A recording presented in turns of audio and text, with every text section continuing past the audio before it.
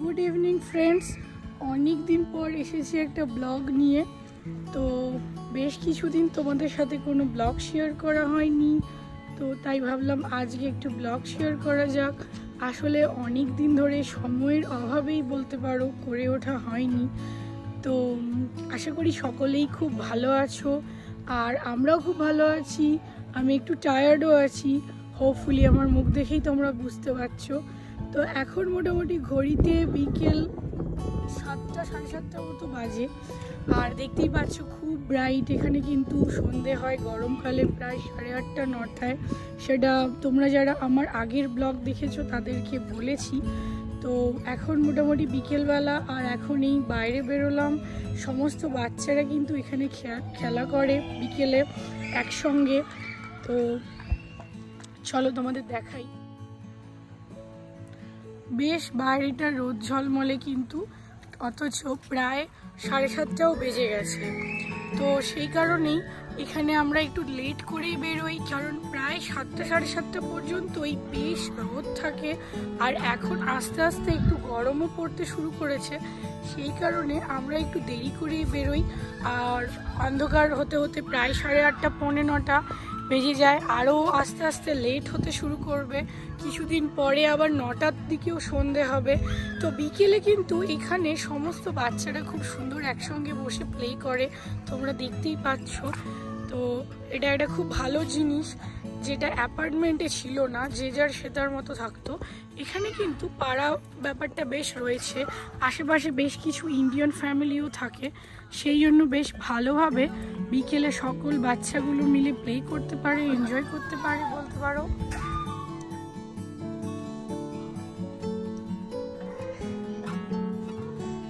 তো চলে এসেছি বাড়িতে, এখন বাজে মোটামুটি 8:30 মতো, দেখতেই পাচ্ছ।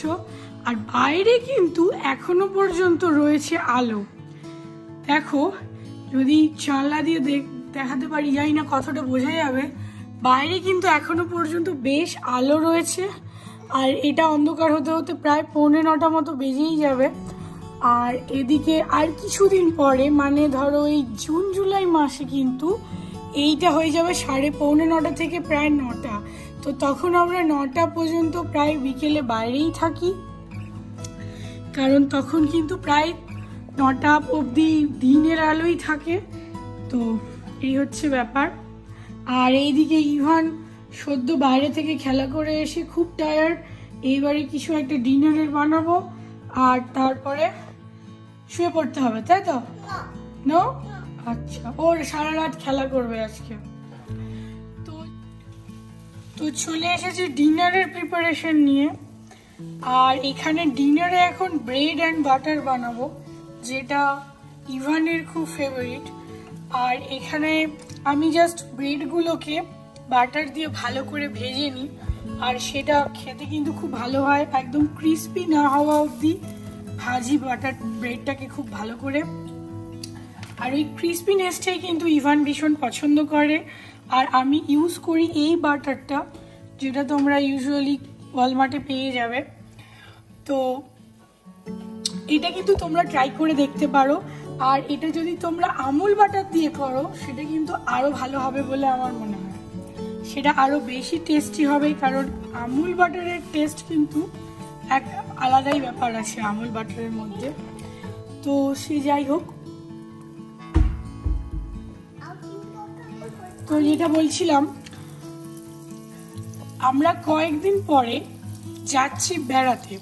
আর সেই বেড়ানোটা কোথায় যাব, সেগুলো সবকিছু কিন্তু তোমাদের সাথে পরে পরে শেয়ার করব। তো আপাতত এইটুকুই জানিয়ে রাখি যে সকলে মিলে, মানে আমরা ফুল ফ্যামিলি বেড়াতে যাচ্ছি, প্রায় 1 সপ্তাহের মতো ট্যুর। আর তো ইভান কিন্তু বেশ এক্সাইটেড এবারে। আগের বারও ও বেশ এক্সাইটেড ছিল, বাট এবারে মনে হয় একটু বেশি এক্সাইটেড। বেশ কয়েকদিন ধরেই বলছে ফ্লাইটে যাব ফ্লাইটে যাব, তো মনে হচ্ছে এইবারে একটু বেশি এক্সাইটেড। তো চলো তোমাদেরকে পরে সব ডিটেলটা জানাচ্ছি।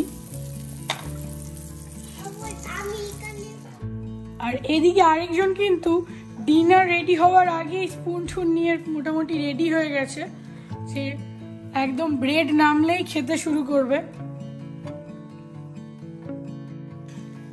বেশ কিছুক্ষণ ভাজার পরে কিন্তু ব্রেডটা ঠিক এইরকম হয়ে যাবে, বেশ একটা ব্রাউনিশ ব্যাপার এসে যাবে। আর এইটা হয়ে গেলেই কিন্তু বুঝতে পারবে যে ব্রেডটা হয়ে গেছে, আর তারপরে কিন্তু আসল ক্রিস্পিনেসটা ফিল করতে পারবে। তো চলো আজকের মতন ব্লগটা এখানেই শেষ করি। আবার খুব তাড়াতাড়ি দেখা হবে একটা নতুন ব্লগ নিয়ে। সবাই সুস্থ থেকো, ভালো থেকো, আশা করি খুব তাড়াতাড়ি দেখা হবে। ততক্ষণের জন্য টাটা।